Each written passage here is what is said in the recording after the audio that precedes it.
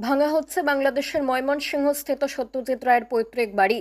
হরিকিশোর রায় রোডে এই পুরনো বাড়িটি বাংলাদেশ শিশু একাডেমির ভবন হিসেবে ব্যবহৃত হতো। তা ভেঙে ফেলার খবরে মর্মাহত বাংলার মুখ্যমন্ত্রী মমতা বন্দ্যোপাধ্যায়। এক স্যান্ডেলে তিনি লিখেছেন, এই সংবাদ অত্যন্ত দুঃখের। রায় পরিবার বাংলার সংস্কৃতির অন্যতম ধারক এবং বাহক। উপেন্দ্র কিশোর বাংলার নবজাগরণের একজন স্তম্ভ। তাই আমি মনে করি এই বাড়ি বাংলার সাংস্কৃতিক ইতিহাসের সঙ্গে অঙ্গাঙ্গিভাবে জড়িত।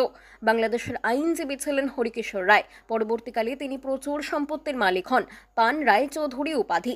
হরিকিশোর প্রখ্যাত শিশু সাহিত্যিক উপেন্দ্র কিশোর রায়চৌধুরীর পালক পিতা। উপেন্দ্র কিশোর এই বাড়িতে দীর্ঘদিন কাটিয়েছেন। সেই স্মৃতি বিজড়িত বাড়ি ভেঙে ফেলা হচ্ছে। সেখানে বহুতল বানানোর সিদ্ধান্ত নেওয়া হয়েছে বলেই খবর। 1989 সাল থেকে 1.5 শতাধিক বছর পুরনো বাড়িটি বাংলাদেশ শিশু একাডেমির ভবন হিসেবে ব্যবহার করা হতো।